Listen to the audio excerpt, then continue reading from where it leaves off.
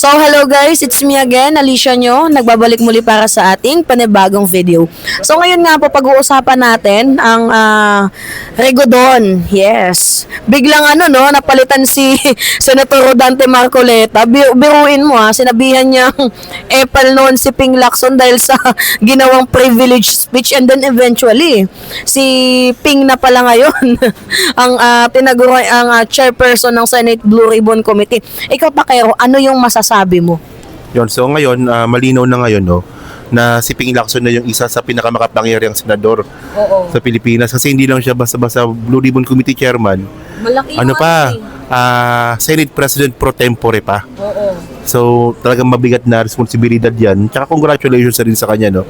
So ngayon, kasi ito, no, sa simula kasi, nung hindi pa si Ping Lacson yung chairman ng Blue Ribbon Committee, nagbabanggit na yan si Lacson na imbestigahan niya si Cheese at saka si Villar at saka si Joel. Kasi nga tumanggap ng pera sa kontraktor. Di umano. Hindi, totoo talaga, tumanggap talaga sabi sa SOSE. Hindi na di umano yon. Kasi tumanggap na talaga di ba? Naka-record doon sa SOSE, di ba? Okay. Ngayon, so ayun ang isang pagkakaiba. Kasi bakit hindi tinatanong ito nung si Marcoleta yung chairman ng Blue Ribbon Committee. Pero itong si Lacson, hindi siya chairman ng Blue Ribbon Committee noon, pero gumagawa ng paraan para maitanong ito kay Cheese, kay Joel, tsaka kay Mark Villar. No, sa pamamagitan ng ito na content ko to yung committee palang binigay ni Cheese Escudero dati kay Ping Lacson, Committee on Election Reform. So, di ko lang alam kung naisip ni Cheese yun na ibigay kay Ping Lacson kasi nakahanap ng butas dun si Ping. Puta, sa akin pala to, pwede ko itong tanungin. Alam ko lang kung naisip ni Cheese yun. Pero yun, ngayon malinaw ngayon na hindi na kailangang gawin pa ni Ping Lacson yun. Kasi nasa kanya na yung Blue Ribbon Committee, pinakamalaking pinakamalaking committee yan So doon, pwede niya nang tanungin yan doon. Sa tingin mo yung pagpalit dito kay Senator Rodante Marcoleta, pabor ba to sa'yo? Di pabor sa ating lahat 'yon, di ba? Sa mga DDS hindi.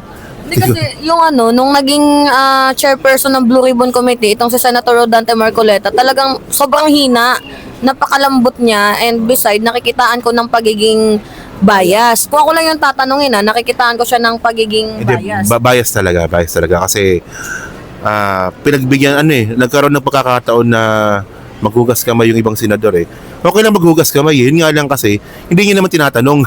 Oo.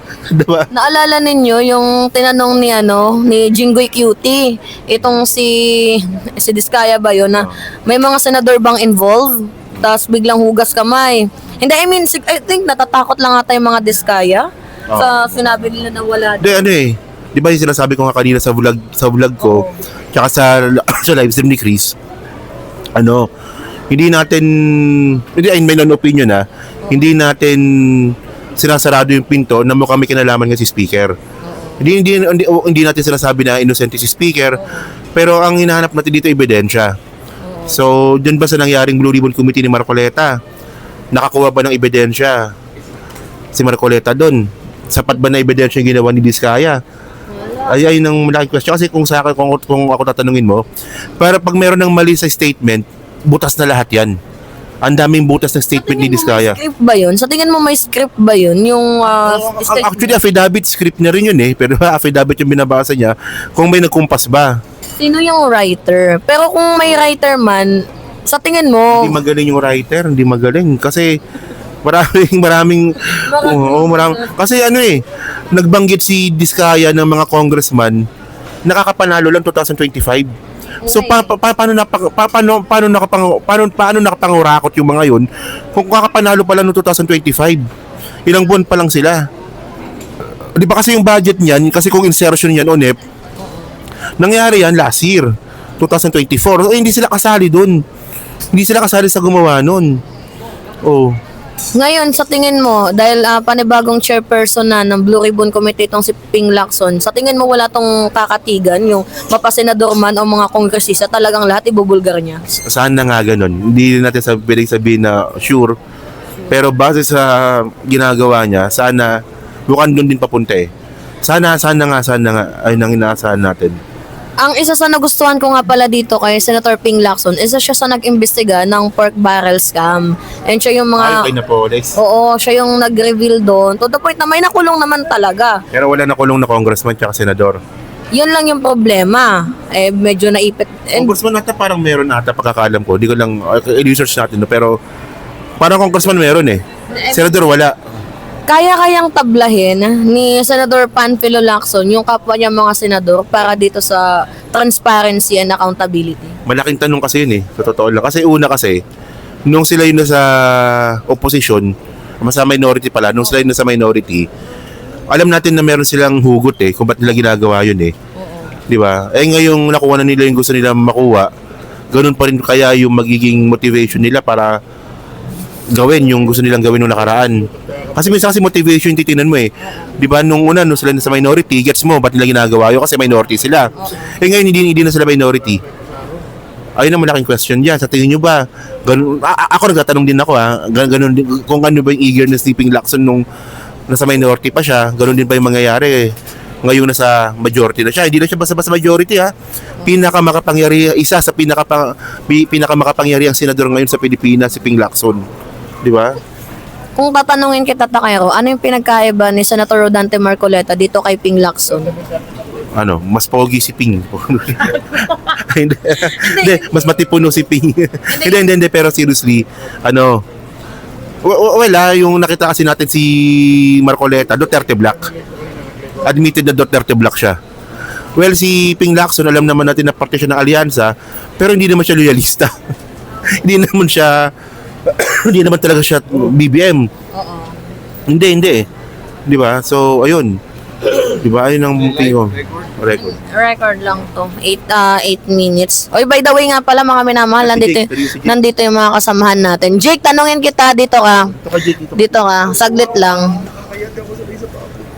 Gagawin din public, live lang yan.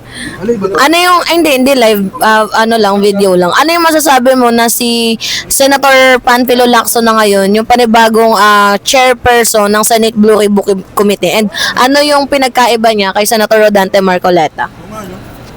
Si Senator Rodante Marcoleta, makikita niya naman na unang-una, hindi niya kayang pamunuan yung Senate Blue Ribbon Committee. In the same time, marami siyang mga senator na hindi kasundo. So ngayon, ang isa pa dito,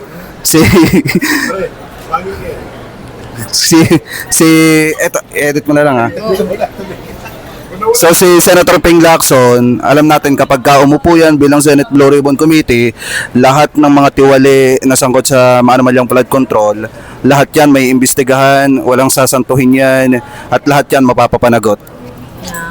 Thank you. Tangan na ito ni Chris Ulo. Ako kasi, kung tatanungin niyo ako dito kay Senator Dante Marcoleta, medyo meron siyang pagkiling. Medyo bias siya sa aking paningin. Kasi sa mga interview, kapag medyo nadedehado itong si former President Duterte, ang ginagawa niya ay nililihis niya na yung issue, nililihis niya na yung topic, 'di ba? Eh ngayon naman itong si Senator Panfilo Lacson, iniimbestigahan niya lahat-lahat. So wala siyang unang-una hindi naman loyalista itong si Ping, 'di ba? So maganda na ilagay siya doon sa Senate Blue Ribbon Committee kasi wala siyang kinakatigan. Hindi siya Duterte Black, hindi siya loyalista. Although alyansa siya, pero yung yung will niya is para sa mamamayang Pilipino. Ito, guys, nakakagago tong si Chris Ulo, ginagawang kami ng issue. Pero maganda naman na napalitan. Ikaw, tatanungin kita, maganda ba na natanggal itong si Quezon bilang Senate President ng Bansang Pilipinas?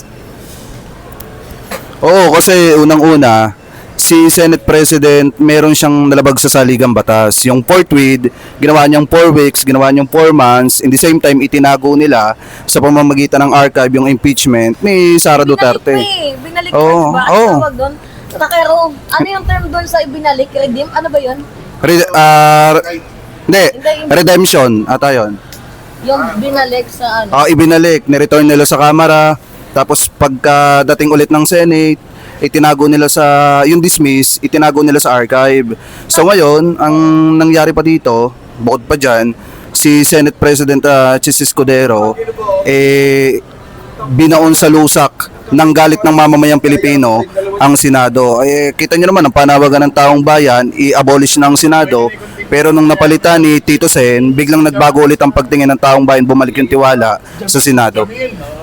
Actually, nasira yung image ng ng Senate. Huy, ang ingay ninyo.